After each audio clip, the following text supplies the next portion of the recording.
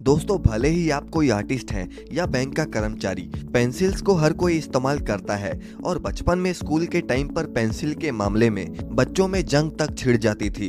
अब कई बच्चे अप्सरा पेंसिल का इस्तेमाल करते थे तो कई बच्चे नटराज का। लेकिन ये बात शायद आपको ना पता हो कि भले आपकी पसंद अप्सरा हो या फिर नटराज, आप जो भी पेंसिल खरीदें, दोनों में से पैसे एक ही कंपनी के पास जाते हैं। इन दोनों पेंसिलों को एक ही कंपनी बनाती है और वो है हिंदुस्तान पेंसिल प्राइवेट लिमिटेड। और ये कोई छोटा मोटा आंकड़ा नहीं कि ये कंपनी हमारे भारत में हर रोज 80 लाख पेंसिल्स को बेचती है। अब दोस्तों, कई बच्चे तो पेंसिल से लिखते कम हैं और चबाते ज्यादा हैं।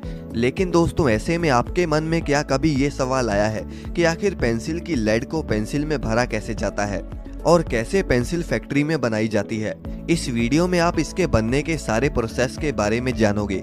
लेकिन दोस्तों, वीडियो को शुरू करने से पहले इस चैनल पर अगर आप नए हैं तो इसे जल्दी से सब्सक्राइब जरूर कर लें। तो चलिए वीडियो को शुरू करते हैं।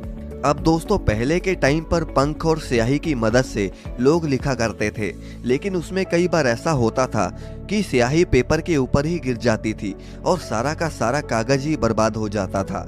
अब इसके बाद लोगों ने चारकोल का इस्तेमाल करना शुरू कर दिया, लेकिन उसमें ये समस्या आई कि चारकोल हाथों को ही गंदा कर देता था। अब इसके बाद किसी इंटेलिजेंट जीनियस ने चारकोल को लकड़ी से कवर कर दिया, जिसे आज हम पेंसिल कहते हैं। तो आइए हम पेंसिल बनने के पूरे प्रोसेस को देखते हैं। दोस्तों, पेंसिल बनाने के लिए सबसे पहले उसकी लेड पर काम होता है, जैसे कि ग्रेफाइट क्ले और पानी के साथ अच्छी तरह आपस में मिक्स किया जाता है। अब इसके बाद प्रेसिंग मशीन इस मिक्सचर से लेड को आकार देकर बाहर निकालती है। अब इसके नेक्स्ट प्रोसेस में लेड्स को ड्राई किया जाता है और फिर उन्हीं लेड्स को 1500 डिग्री फ़ारेनहाइट पर पकाया जाता है ताकि ये सख्त हो सके। अब इन लेड्स को लिक्विड वैक्स में कुछ देर के लिए डुबाया जाता है और अगर कलर पेंसिल बनानी है तो फिर वैक्स या फिर क्ले में कुछ कलर डालकर उन्हें कलरफुल भी किया जाता है। अब दोस्तों, लेड तो बन गई, लेकिन हम इसे अब लकड़ी में डालेंगे कैसे? दरअसल पेंसिल तो सिर्फ उन्हीं लकड़ियों से बनाई जाती है जो कि बाद में शार्पनर से छिल जाएं और इतनी कमजोर भी ना हो कि हाथों में ही टूट जाएं। और इसीलिए पूरी दुनिया में पेंसिल बनाने के लिए देवदार लकड़ी का इस्तेमाल किया जाता है। अब सबसे पहले लकड़ियों को बड़ी बड़ी शीट्स में काटा जाता है और मशीन द्वारा कुछ इस तरह से इनके ऊपर सांचे बना दिए जाते हैं जिनके ऊपर लेड को रखा जा सके। सबसे पहले इन सांचों में अच्छे से ग्लू भरी जाती है और फिर इसमें लेड्स को डाला जाता है ताकि वो अच्छी तरह से अपनी जगह पर चिपक सके। इस तरह की एक और वुडन शीट को इसके ऊपर रखा जाता है। अब इन शीट्स को रखकर इन्हें कंप्रेशर मशीन में डाल दिया जाता है, जो कि दोनों तरफ से 900 किलो का फोर्स लगाते हैं और करीब 1 घंटे तक ये प्रोसेस चलता है। ऐसा करने से लकड़ियां एक दूसरे से चिपक जाती हैं। अब बारी आती है लकड़ियों की शीटों को पेंसिल में बदलने की। उसके लिए जो शीट्स कंप्रेसर में डाली गई थी, अब उन्हें इस मशीन में डाला जाता है, जो कि उन शीट्स को अलग अलग तरह की पेंसिल की शेप में काट देती है। और नटराज पेंसिल में हेक्सागन शेप को यूज किया जाता है, जिसके लिए ये प्रोसेस 2 बार करना पड़ता है।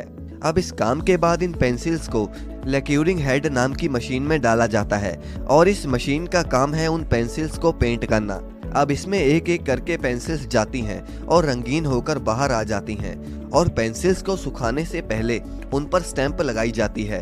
अब पेंसिल तो पैकेज के लिए तैयार है, लेकिन कई बार पेंसिल्स के ऊपर इरेजर भी लगी होती है। अब उसे लगाने के लिए काम बढ़ जाता है। इरेजर बनाने के लिए रबड़ को सबसे पहले हीटिंग रोलर में डालते हैं। अब इसमें पुराने खराब हो चुके इरेजर को भी डाल दिया जाता है और रबड़ को सख्त करने के लिए इसमें सल्फर भी मिलाई जाती है। अब इस प्रोसेस को तेज करने के लिए इसमें कई सारे कैटलिस्ट भी इस्तेमाल होते हैं, जो कि इस प्रोसेस को तेज कर देते हैं। अब इसके बाद इसमें कलर और वुल्केनाइज्ड ऑयल भी डाला जाता है।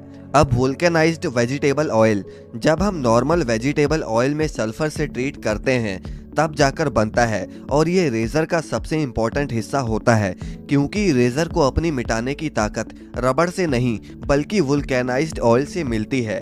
अब जब मिक्सचर सख्त हो जाता है तो फिर मशीन की मदद से इसे काटा जाता है और वर्कर्स फिर इन्हें एक स्टीम हीटेड ओवन में छोड़ देते हैं और बाद में इन्हें पानी में ठंडा होने के लिए छोड़ा जाता है और इसके बाद एक मशीन इन्हें छोटे आकार में कट कर देती है और इस तरह एक मशीन एल्यूमिनियम को पेंसिल पर लगाती रहती है और दूसरी मशीन रबड़ को आकार के हिसाब से पेंसिल पर लगाती रहती है और इसके बाद आपकी पेंसिल आपके पास आने के लिए तैयार है। तो दोस्तों, आप बचपन में कौन सी पेंसिल यूज करते थे? कमेंट करके हमें जरूर बताएं और इस वीडियो को लाइक करके चैनल को सब्सक्राइब करना ना भूलें।